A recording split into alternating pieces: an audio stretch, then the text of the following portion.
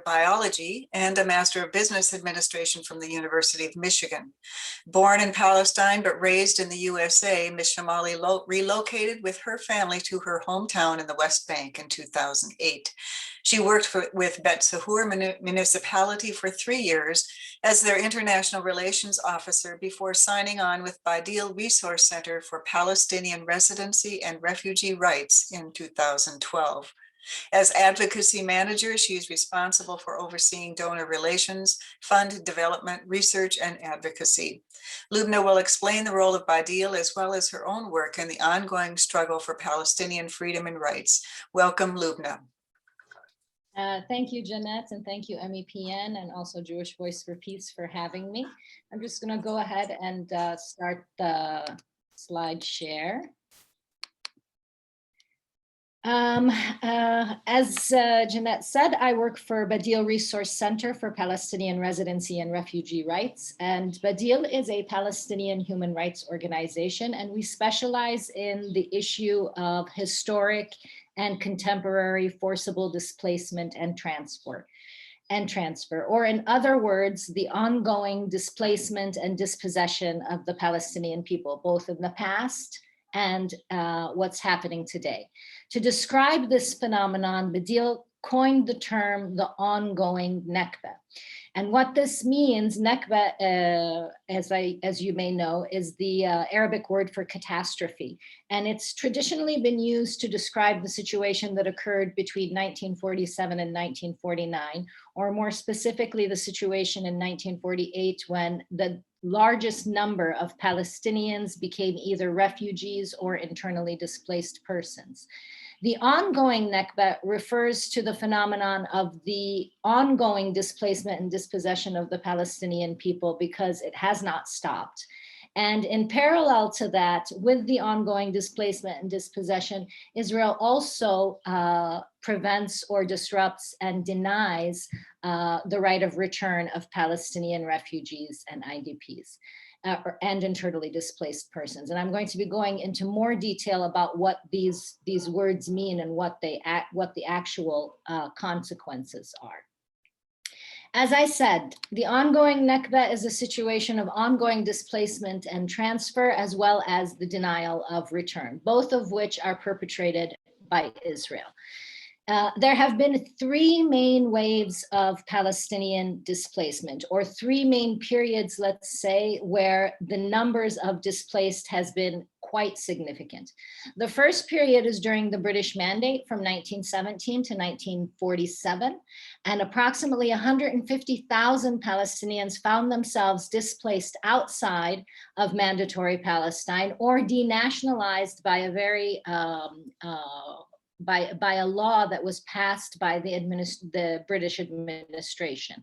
Then in 1948, or the Nakba, 750,000 Palestinians became displaced outside the area that came to be called Israel, while another 40 to 60,000 Palestinians were displaced internally, inside what came to be called Israel. Then in 1967, when Israel occupied the rest of Palestine, the West Bank and the Gaza Strip, another 500,000 Palestinians became displaced, some of them for a second time because they had been victims of the displacement that occurred in 1948 during the Nakba. Unfortunately, in between these periods, and even up to today, the displacement of Palestinians is an ongoing phenomenon. Coupled with this is the ongoing denial of return. And one of the main rights entitled to displaced persons is their right of return. And so this creates a very problematic situation in which the numbers of Palestinian refugees and internally displaced persons becomes very big, very, very large. And we'll go into those details in a little bit. Now, as I said, BADIL is a human rights organization, and we base our analysis on a number of international legal frameworks. We don't focus our analysis, or let's say restrict our analysis, to international humanitarian law, or IHL, or what is commonly known as the law of war or the law of conflict.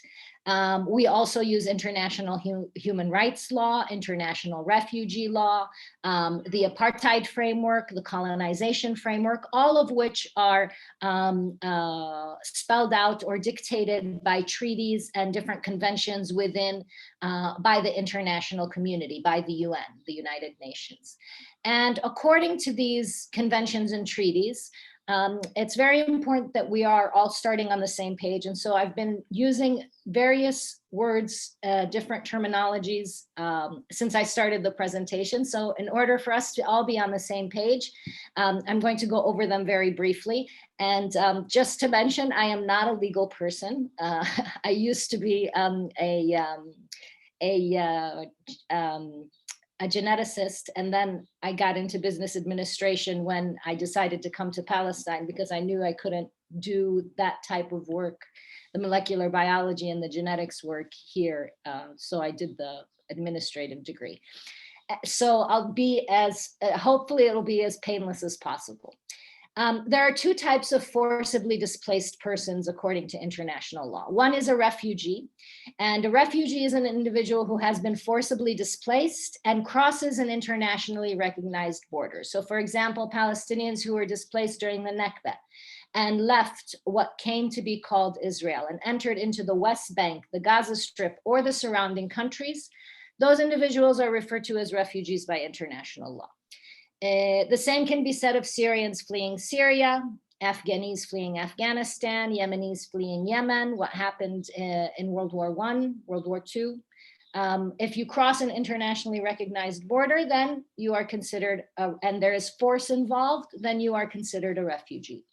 If there is force involved and you remain within the entity, you leave your place of origin or habitual residence, but you remain inside the entity, then you are considered an internally displaced person or an IDP.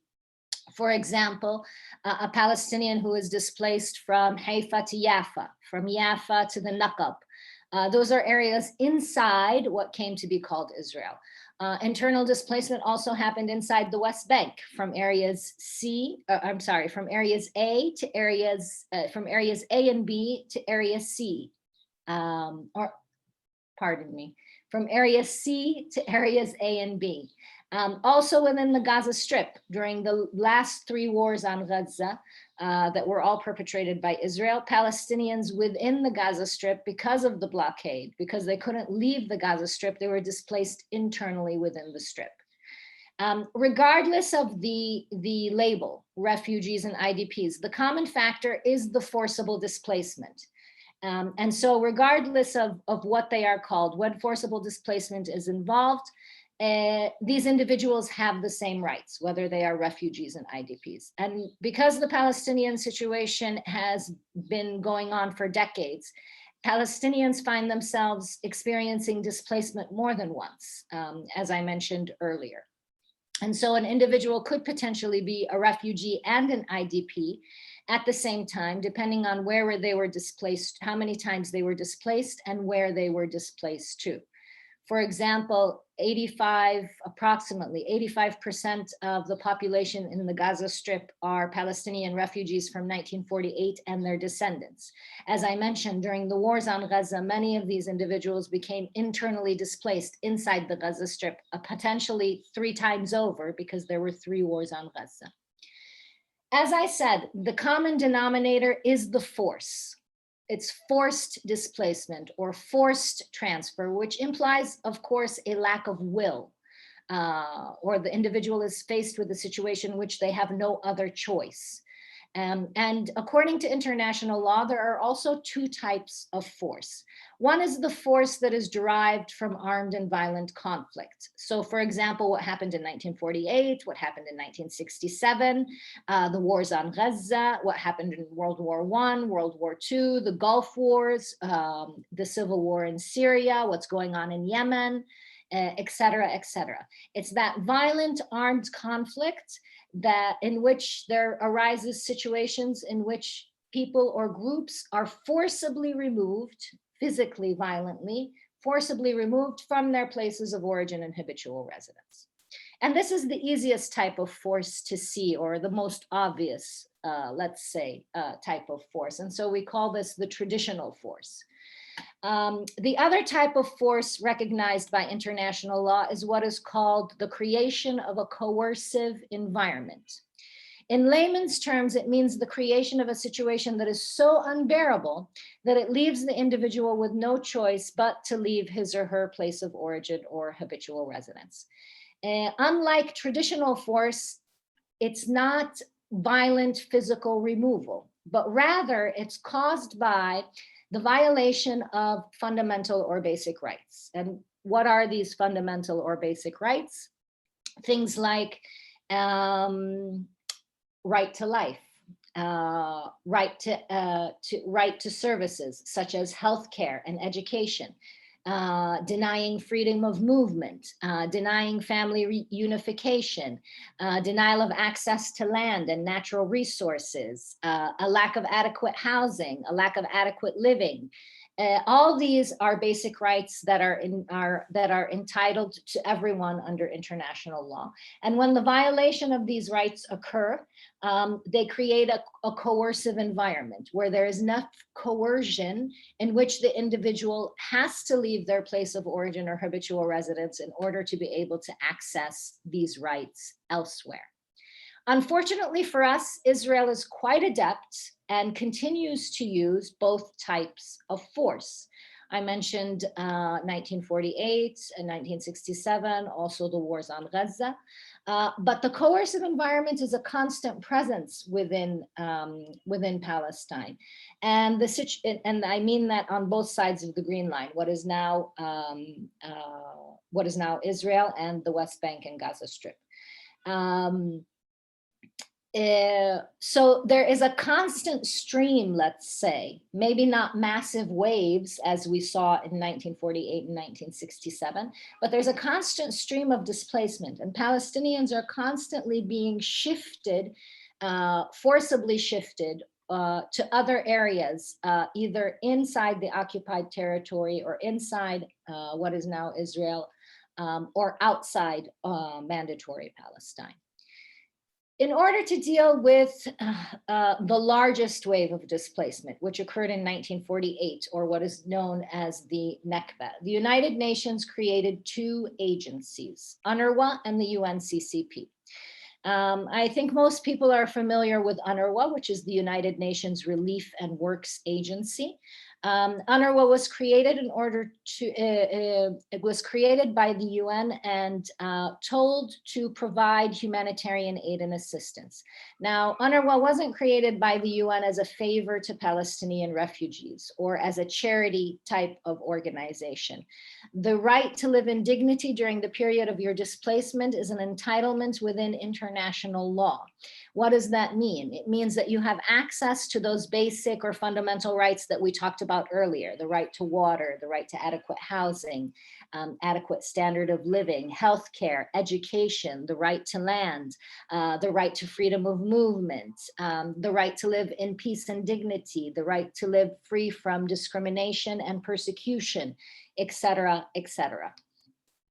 And so in the beginning, UNRWA was providing things like blankets, tents, medicine, food, clothing, etc., etc. As the Palestinian refugee situation became more protracted, or as Israel continued to deny the right of return of Palestinian refugees and internally displaced persons, UNRWA became a service delivery organization. And the main services that they provide are healthcare, education, and social services. Now, UNRWA has been in the news lately, and particularly in the US, with the Trump administration decision to defund UNRWA. And there was a smear campaign launched against the agency claiming that rather than resolving the refugee problem, UNRWA was exacerbating the refugee problem, which is not the case necessarily.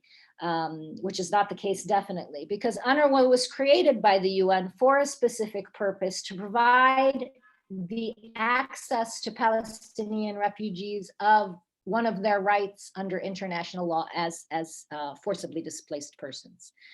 The other agency created by the UN is the UNCCP, the United Nations Conciliation Commission on Palestine. And the UNCCP was created with UN Resolution 194, which is the main resolution that speaks specifically to the right of return of Palestinian refugees and IDPs. Now, before I get into the UNCCP, I would like to mention that UN Resolution 194 is not the only resolution that speaks to the right of return of Palestinian refugees. There are actually 5 different UN resolutions that speak to that. What is specific about UN Resolution 194 is that it did create the agency that was supposed to be in charge of the implementation of this right, the right of return. And so and that occurred in 1948. So actually UNCCP was created before UNRWA. Unfortunately, the UNCCP shortly after its creation was made defunct. It was managed by a committee of 3 states, one of them being the US, the other one being Turkey. And they basically, even though they didn't completely dismantle the organization, they made it inactive. And so even though the UNCCP was mandated by the UN to facilitate, coordinate, and implement the right of return of Palestinian refugees and internally displaced persons, it was not able to fulfill its mandate. While it continues to exist today, the UNCCP files a report with the UN every year on the progress that has been made. And each year the UNCCP says that no progress has been made because no progress has been made. To this day, not one single Palestinian refugee or internally displaced person, even the ones inside what is now Israel, has been allowed to exercise their right of return and return to their places of origin or habitual residence. The creation of these 2 agencies is not unique to the Palestinian situation. There is another agency that was created by the UN shortly after the Nakba. As a matter of fact, it was the Nakba and the creation of the Palestinian refugee population that spurred the UN to create the 1951 Refugee Convention and UNHCR, the United Nations High Commissioner for Refugees, which is the other UN mandated agency that is in charge of seeking both humanitarian aid and assistance and the right of return for other refugee populations. While the UN had good intentions, or so I'm going to assume, while the UN had good intentions, unfortunately, both UNRWA, because of its structural deficiencies, which I won't get into now, and the UNCCP, which was effectively shut down by its own committee and made non-operational, both failed to provide those entitlements or to give Palestinian refugees and IDPs access to those fundamental rights that they are entitled to, the right to live in dignity during the period of their displacement and their right of return. The response by the international community is not, as I said, charity, but rather it is an obligation upon them, because international law dictates that if the authority in charge, in this case Israel, does not provide the protection that the people that they are, the population that they are in control of, they are not providing it, then the international community needs to step in and provide that protection. And so this is mandatory upon states. And so the Palestinian refugee issue or the existence of these agencies is not exceptional, as Israel would like us to believe, for the Palestinian situation, but rather it is an obligation on states and on Israel specifically. But since Israel is not fulfilling its obligations and the international community is not forcing Israel to fulfill its obligations, then they have stepped in and created these agencies. Since it is a situation of obligation and this protection, Palestinian refugees, as other refugees and other IDPs, are entitled to this protection. It is commonly referred to or we commonly state that Palestinian refugees are facing a protection gap, because both the provision of the humanitarian aid and assistance and the ability to exercise the right of return constitute this protection as enshrined or as dictated by international law. What does this mean on the ground? Because of the ongoing displacement and dispossession, it has not stopped, and we have seen serious waves of displacement in which huge populations of Palestinian refugees and IDPs were created, particularly in 1948, but also in 1967 and during the British Mandate. And because of the denial of return, the Palestinian refugee population is the largest and most protracted refugee population in the world. We are talking about 8.7 million people in total. This constitutes 66% of the total Palestinian population. Now think about that for a minute. 66% of the Palestinian population, that's 2/3. That means that out of every 7 Palestinians you meet, that means out of every 10 Palestinians you meet, 7 of them will have experienced displacement at least once in their lifetime, with significant numbers having experienced it more than once. These are huge numbers. If you want more detailed information on the situation, on these numbers, and on the socioeconomic situation of both Palestinian refugees and IDPs, regardless of which area they reside in, then I urge you to go to a publication that BADIL tries to produce every 2 or 3 years called the Survey of Palestinian Refugees and IDPs. The most recent survey was released by BADIL in late 2018, early 2019, and these are the numbers from that survey. And within that survey, which is quite a substantial piece of research, you will find these numbers as well as more detailed numbers and more detailed statistics. As I said, also the socioeconomic situation of both Palestinian refugees and IDPs. So how did we get here? How did we get to be the largest and most protracted refugee population in the world? We cannot avoid talking about the period in time in which the largest number of Palestinian refugees and IDPs were created, and the mechanics of it, or the mechanisms and the tools that, first of all, the Zionist movement and the Zionist militias used pre-creation of Israel, and then also the Israeli government and the Israeli defense forces used post-creation of Israel.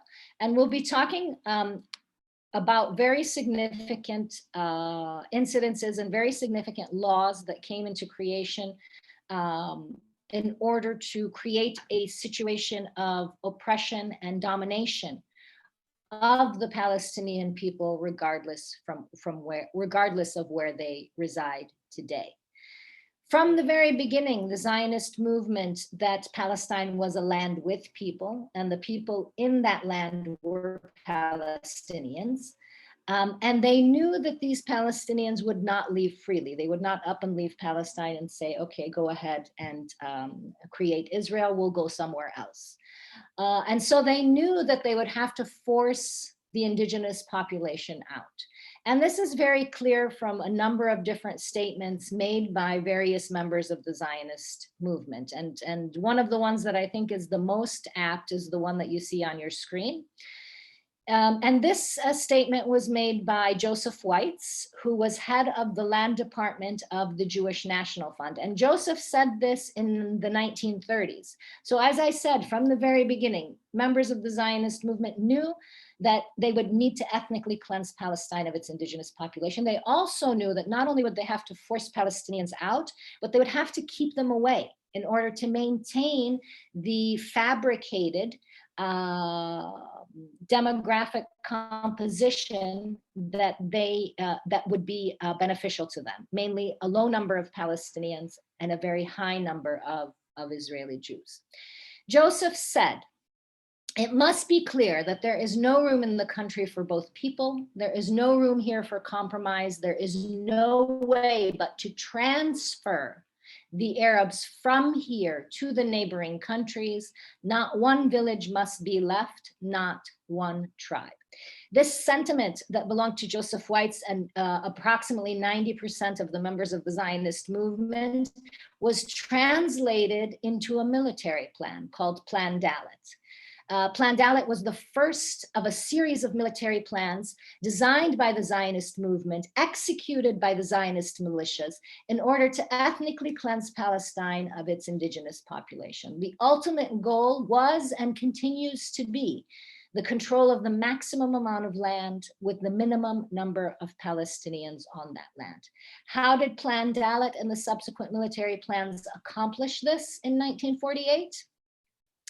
One, the depopulation and subsequent razing of villages. So Zionist militias were instructed to invade Palestinian villages and communities, force the inhabitants out, and then bulldozers would come in and raze those villages to the ground. Over 500 Palestinian villages, communities, and towns were depopulated and razed by the Zionist militias during the Nakba.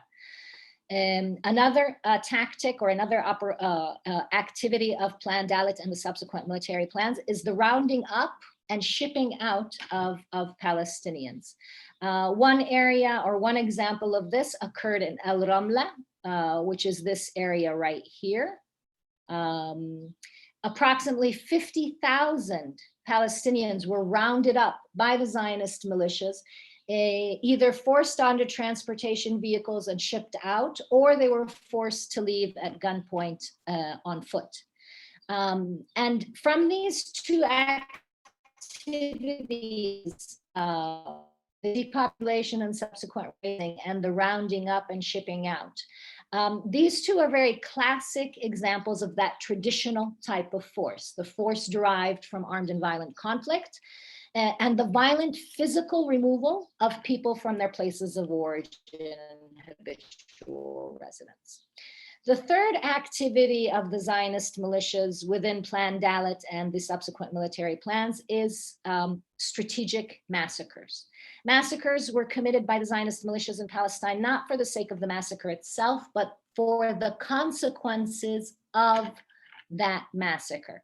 So for example, in April of 1948, Zionist militias surrounded the village of Deir Yassin, and when they invaded the village, they massacred everyone they could get their hands on, men, women, children, etc. The reason I mentioned Deir Yassin is not because it's the largest massacre, and it's not, of course, the only massacre that occurred in Palestine, but it's one of the most well-known and well-documented massacres that occurred during the Nakba by the Zionist militias. What was the end result of Deir Yassin and the other massacres? There were about 30 to 40 different massacres that occurred during that period. When Palestinians found out what happened in Deir Yassin and other places, they didn't stick around and wait for the Zionist militias to come to their villages and do potentially the same thing. So they fled in fear and terror, fear of persecution, fear for their lives. In other words, the massacres created a situation of a coercive environment where people felt that they had no choice if they wished to live, that they needed to flee. And so they did. As the Zionist militias swept through Palestine, they encountered very little to no resistance. Not no resistance at all, but very little resistance. And as they entered many villages and communities, they found that they had already been abandoned. And so what was left to do was demolish those villages, raze them to the ground. Plan Dalet and the subsequent plans were so precise that the Zionist militias were instructed to attack on 3 sides, leaving the 4th side open in the direction they wanted Palestinians to go. Now, remember, Joseph said to the neighboring countries. So even at that time, they recognized that they needed to push Palestinians into the neighboring Arab countries, which is exactly what they did. Towards the north, Palestinians were pushed north into Lebanon and Syria. along the middle or down the center of Palestine. They were pushed into what came to be called the West Bank and what was at that time Transjordan. Along the coast, they were pushed up into Lebanon or down into the Gaza Strip and Egypt. And where are the largest populations of Palestinian refugees residing? Jordan, Lebanon, Syria, the Gaza Strip, and the West Bank, exactly where the Zionist militias and later on the IDF, the Israeli Defense Forces, pushed them to be. So now we have a situation in which a significant portion of about 80 to 85% of the Palestinian population at that time, 1948/1949, became either refugees or internally displaced inside this creation of this new state on mandatory Palestine, of the creation of Israel. And so this new nation state began to create laws.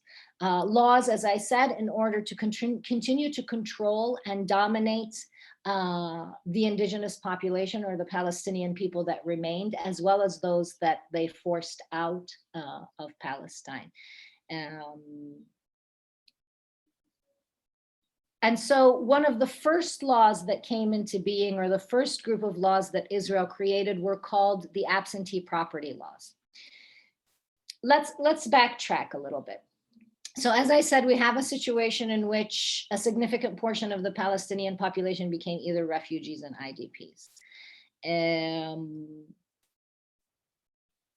Why do you think, and as I said, the ongoing Nakba talks about the ongoing displacement and dispossession, as well as the denial of return. So there already has been instances, let's say, or examples of how Israel denies Palestinian return or attempts to put obstacles within Palestinian, attempts to put obstacles to the return of Palestinian refugees and IDPs. And if you recall, I said that over 500,000 Palestinian villages were depopulated and razed. Why do you think they were depopulated and razed?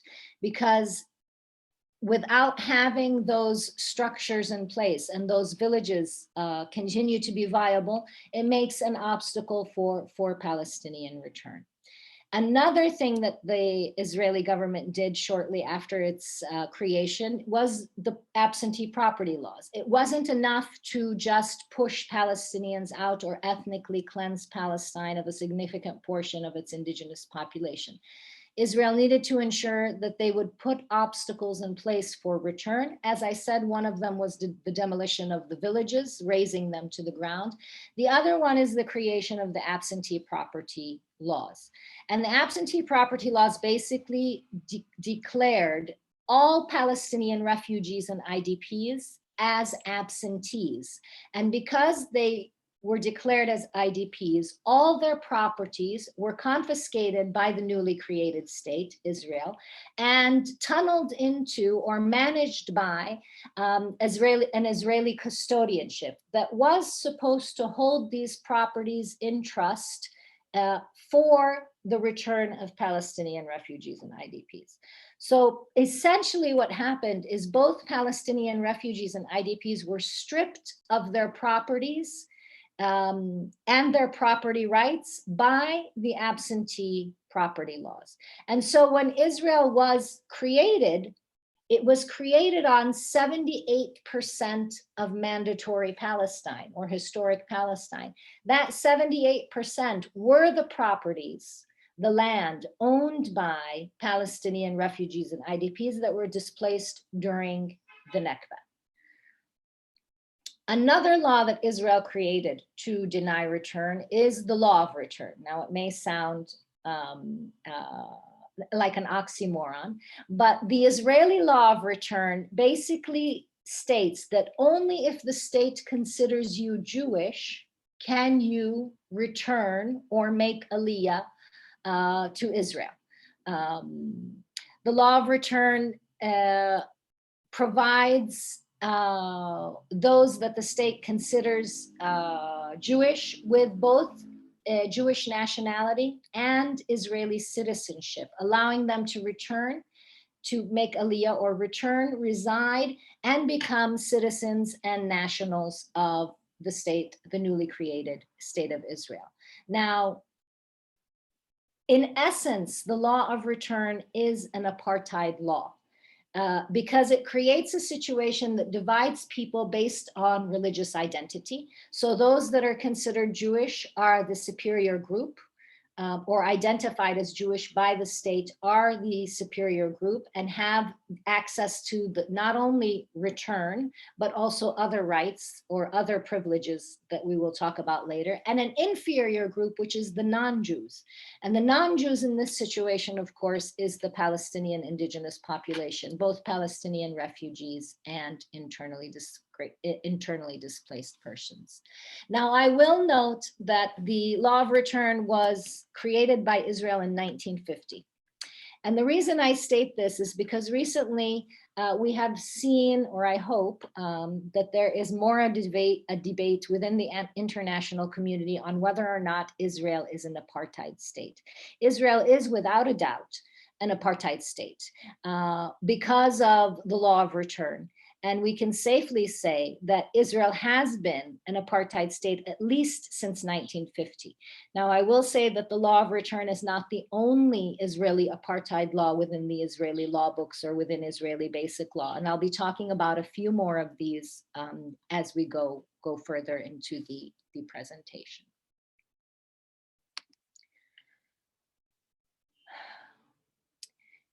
The ongoing Nakba, as I said, is characterized by both the forcible removal and transfer, forced displacement and transfer of Palestinians, and the ongoing denial of return. The coercive environment, specifically, as I mentioned, is an ongoing situation in which Israel creates both domestic legislation, like the law of return, for example, and the absentee property laws, as well as military laws in order to control the occupied territory of 1967, policies and practices which deny basic fundamental rights to the Palestinian population.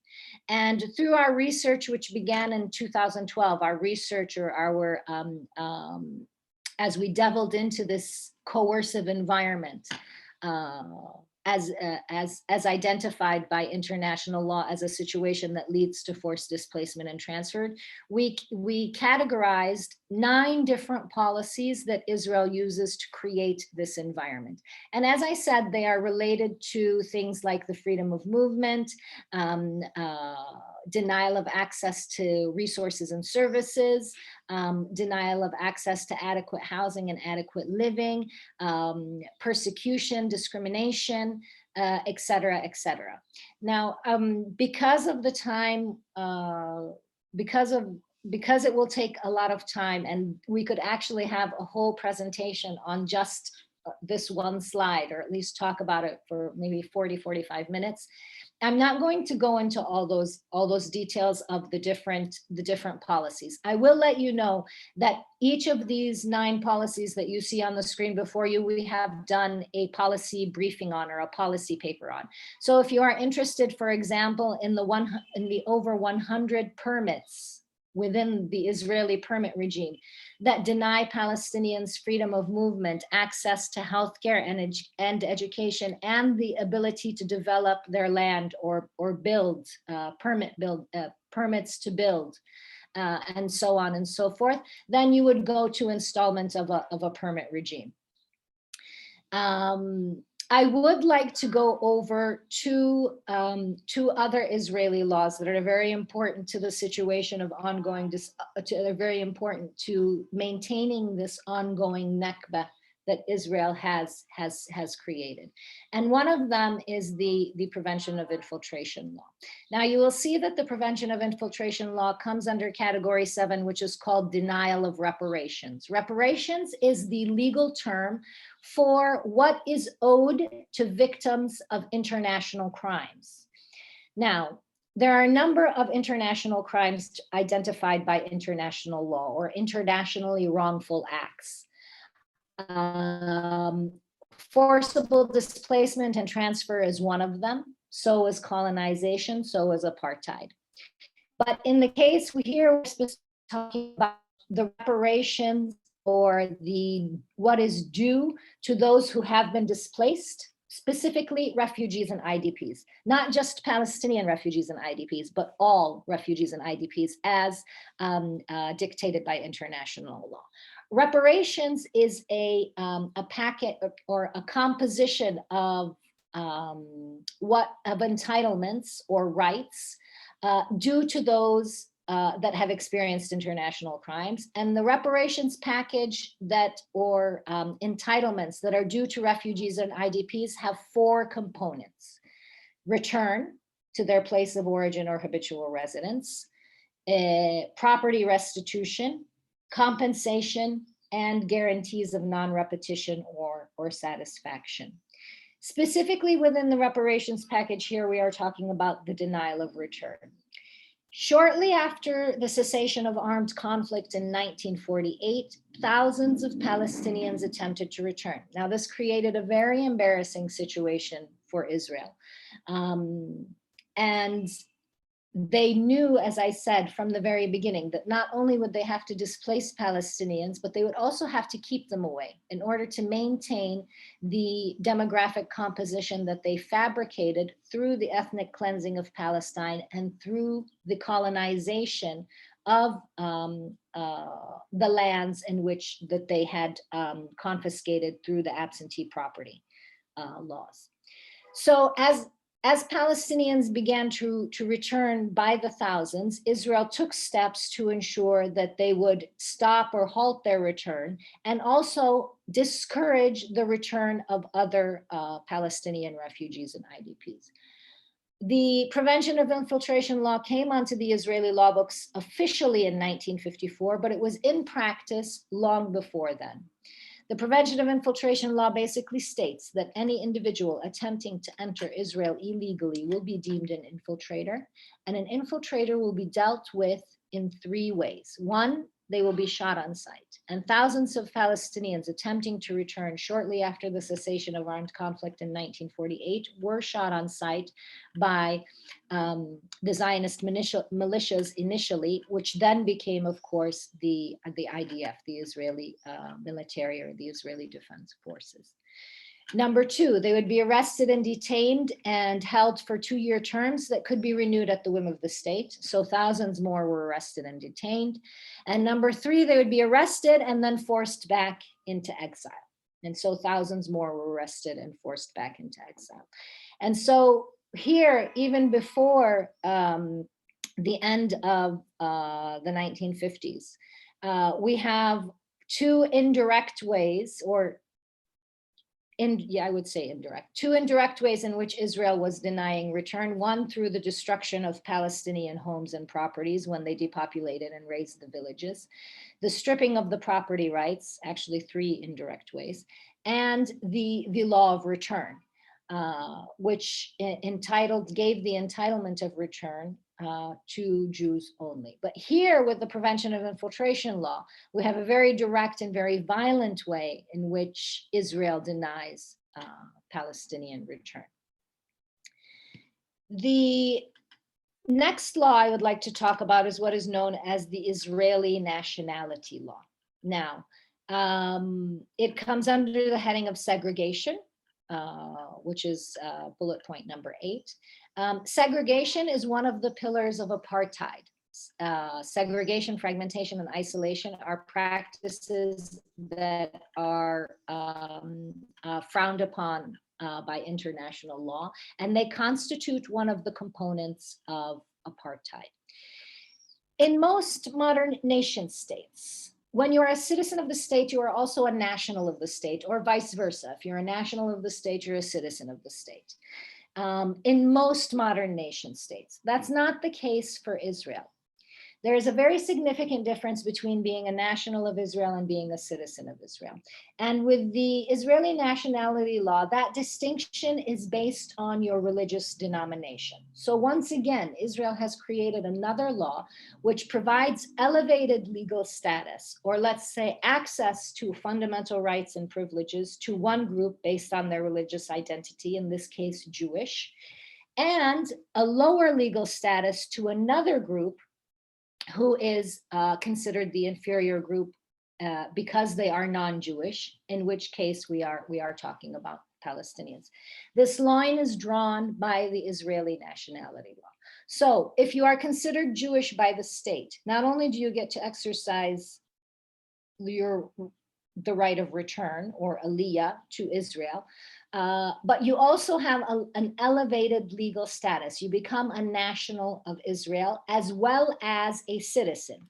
Whereas those that are considered non-Jewish by the state, as I said, these are Palestinians inside what is now Israel or inside 1948 Palestine within the Green Line, they are only given citizenship status. And there's a huge number of laws that provide rights to Jewish nationals, but not rights to Israeli citizens.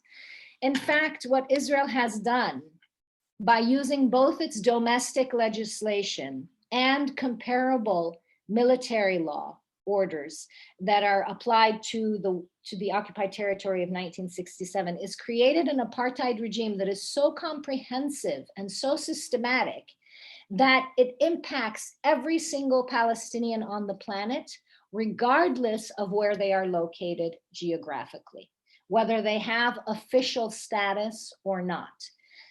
So at the very top of the pyramid, we have Jewish nationals with all rights and privileges afforded to them under under this regime. Then we have Palestinians with Israeli citizenship, which have a significantly lower legal status and are subjected to multiple human rights violations and crimes. Then we have Palestinians with Jerusalem residency who have even a lower legal status, therefore are subjected to more human rights violations and crimes.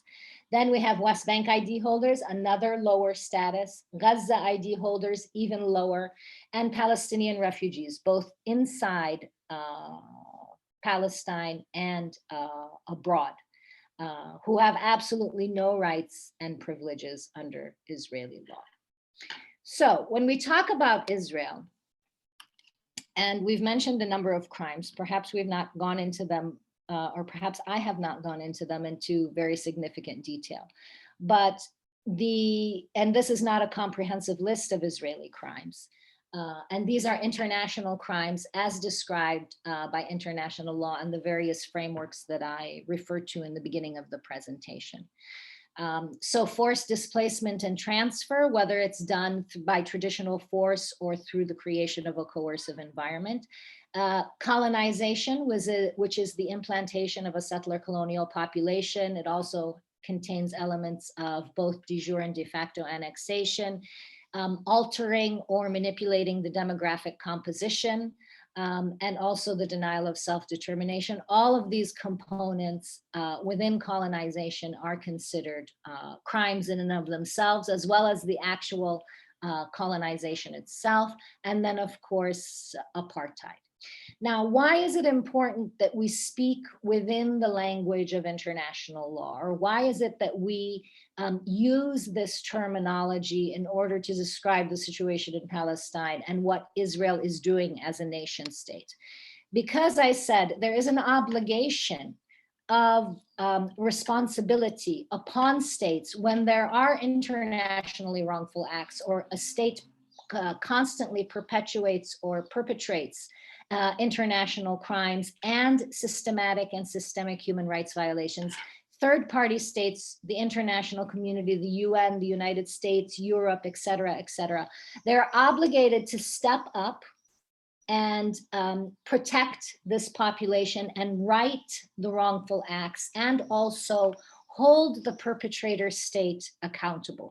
They have both a positive and negative duty according to international law. And this is outlined by the Articles on Responsibility of States for Internationally Wrongful Acts, which became an official document or international treaty in 2001.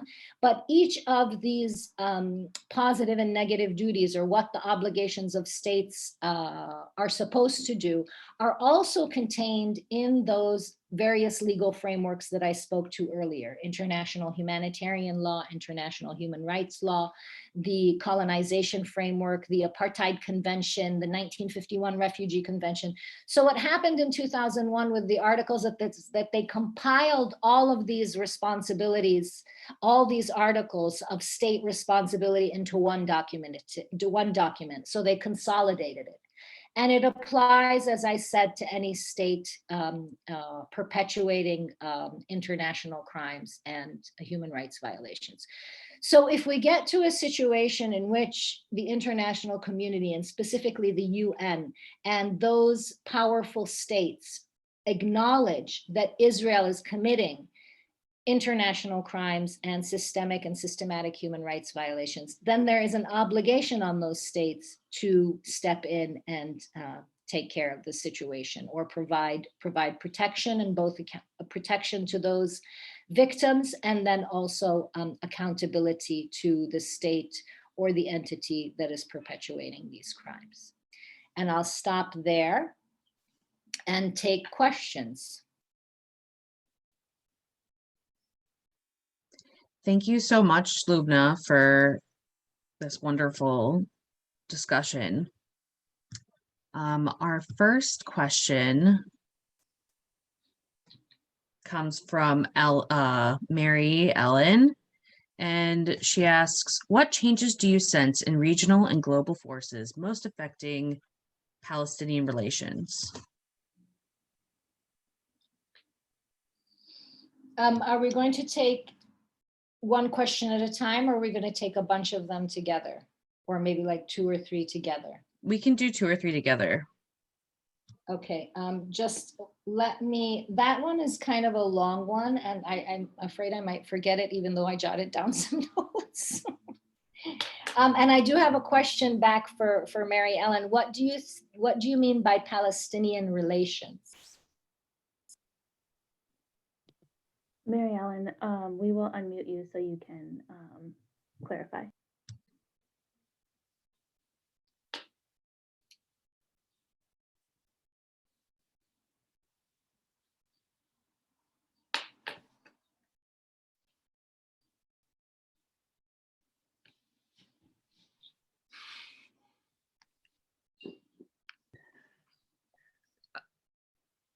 I was intending, I think, to look at the possibly positive effects of unifying position between the residents still inside historic Palestine and the outside community.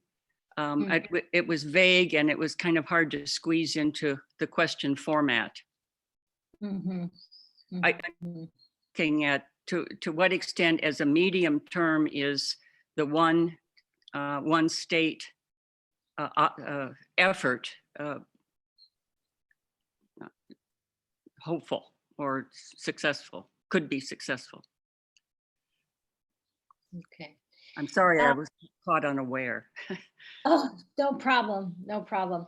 It's a very good question, and I think it can be approached from both sides, or from different angles. The one state movement is gaining ground.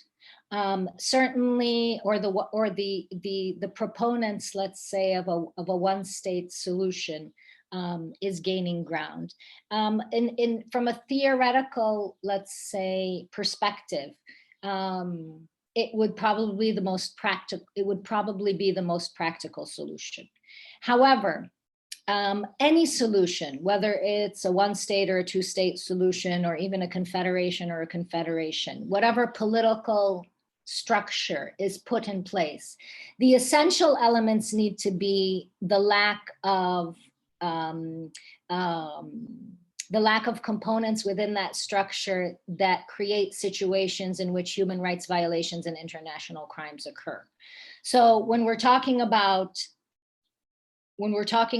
either a 2-state solution in which we have, let's say, Israel as an entity, and then the territory of 1967 as a supposed Palestinian state, it is essential that both of those political structures do not contain elements of apartheid or institutionalized discrimination or practices of colonialism, or et cetera, et cetera. So the essence here is, or the essential component is the adherence to international law and human rights.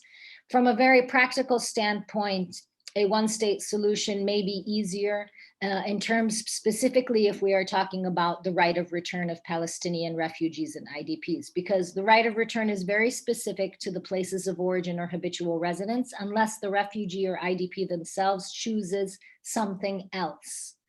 And so there would be a significant situation in which that fabricated demographic composition that Israel created with the Nakba and with the colonization, that would be completely obliterated. And it will happen regardless of whether it's a two-state solution or a one-state solution. Now, I don't know if I answered the question, but we can take more, and feel free to comment back, Mary Ellen. Yes, thank you. And Mary Ellen, if you want, if there's any other clarification you have, you can put it in the chat or the Q&A. Our second question is sort of a follow-up from Virgil, asking how do you see the right of return happening in a practical way, and what % of Palestinian land has new developments on it? So it's kind of adding, I guess, to what you were already just discussing. I'll take the second question, or the second component of that question first, because it's very straightforward and easy.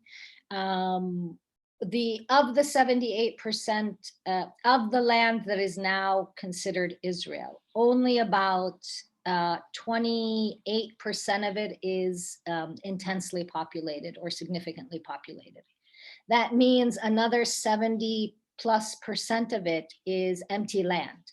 And the vast majority of the Israeli colonies created inside 1948, shortly after the Nakba, were created on lands adjacent to the actual Palestinian villages.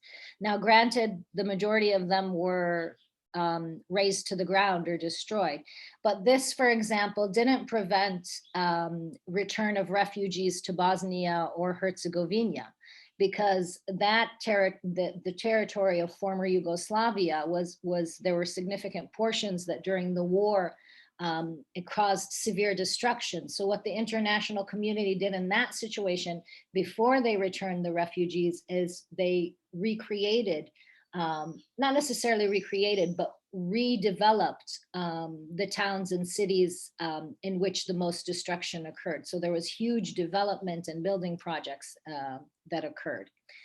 So the vast majority of land is vacant. The international law dictates that Palestinian refugees and IDPs be provided with voluntary physical repatriation. It is the only one of the durable solutions that is actually considered a right, rather than a situation that has to be negotiated with other states. Combined with the other rights that Palestinians are entitled to, such as the right to self-determination, return is the only feasible solution that would provide a situation, or a potential situation, in which we can actually achieve both a stable socioeconomic environment in which all those living in Palestine, as well as those returning to Palestine, are able to exercise their rights, as well as a situation in which we do not create burdens on other states, which the other two durable solutions, or the other two possibilities for durable solutions provide, which is the solution, or which is the option of settlement and resettlement, which requires negotiation with other states. It is also the only solution that would require the dismantling of the apartheid and colonial nature of Israel. So it would create a situation in which Israel can no longer be the oppressor, but rather a political situation, or a government infrastructure, laws, policies, and so on and so forth, that are void of the inherently apartheid and colonial principles or foundations that Israel was created upon.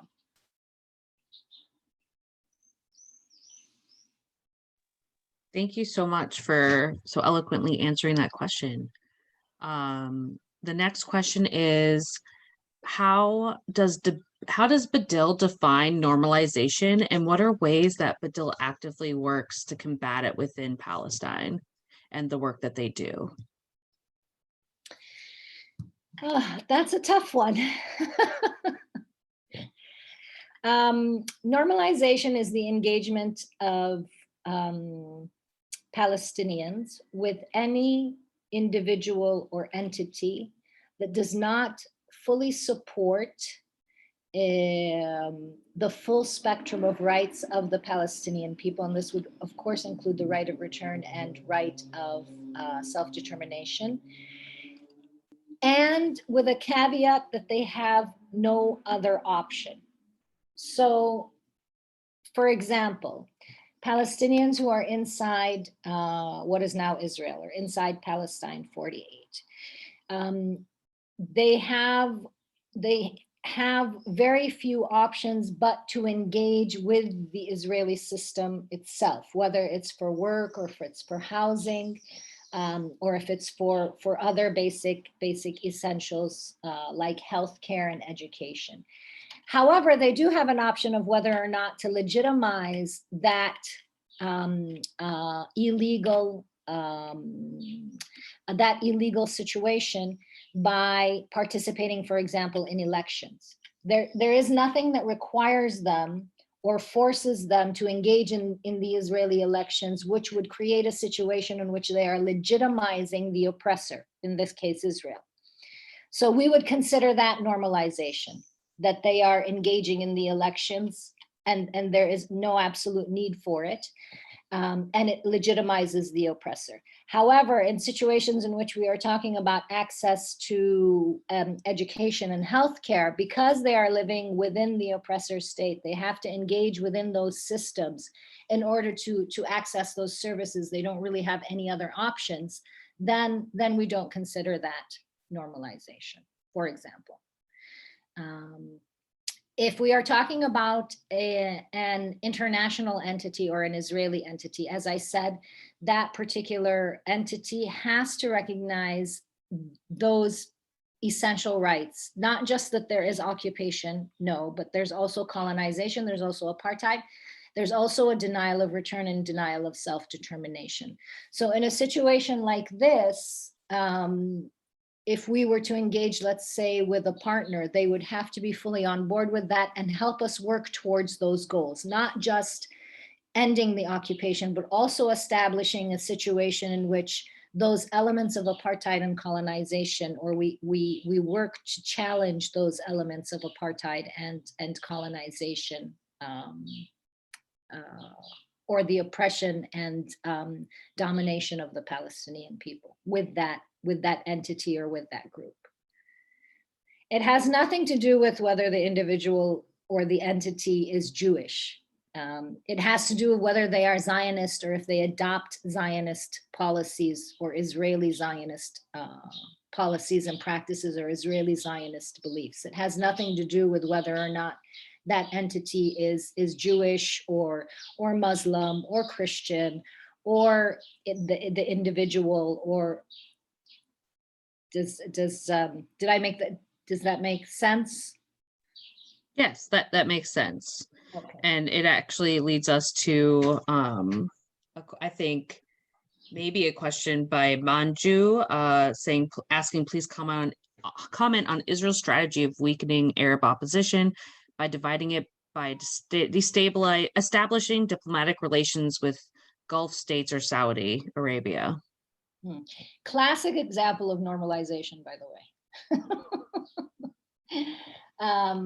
The establishment of relations with the Arabic countries, their agreement to it constitutes normalization, because they're engaging with the oppressor in a situation in which they don't really have to engage in order to gain certain financial gain or certain privileges or diplomatic benefits, let's say, with Israel.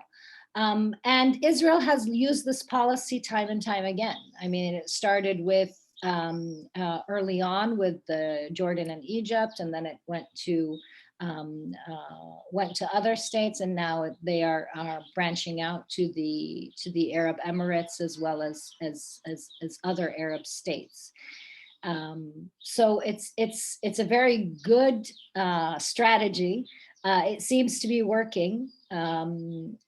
I will say, however, that what we have noted is while the governments of these countries are on board, that doesn't necessarily mean the people are on board, or the masses, or the people, who the governments are governing.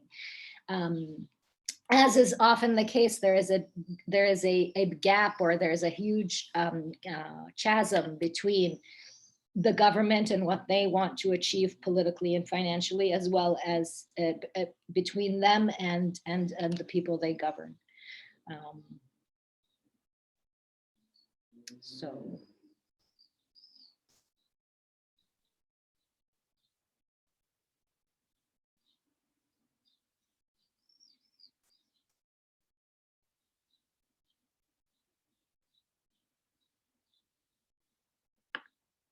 I hope I answered the question. Did I lose you, Maya? Sorry, I thought I had unmuted myself.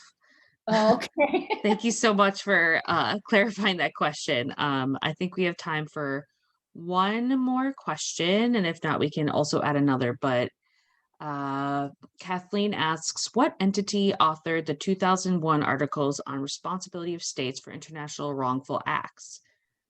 The UN.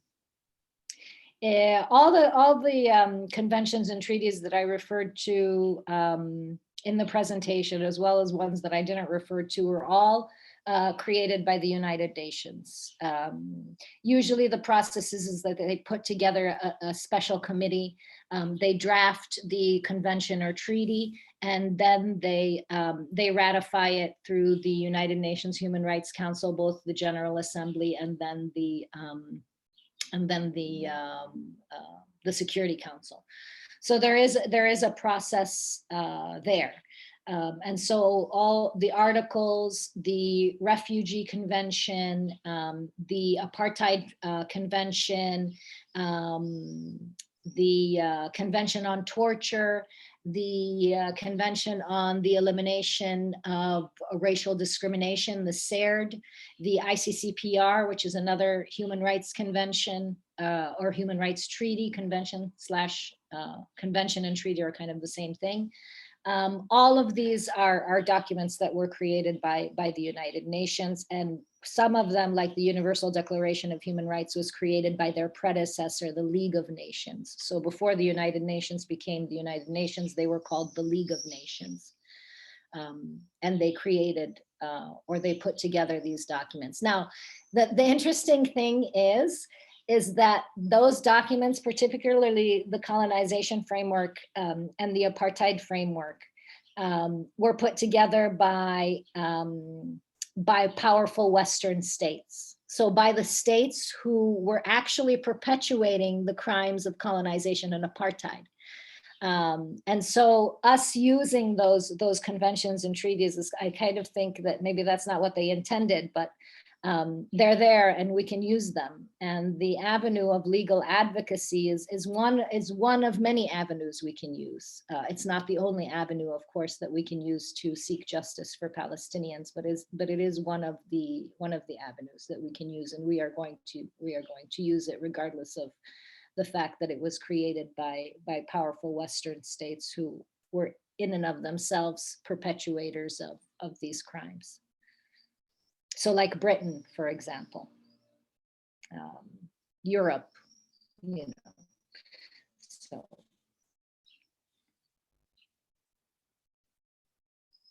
Thank you so much, Lubna. So I'll ask this last just follow up, and then our president, Janet, can come on and do the closing.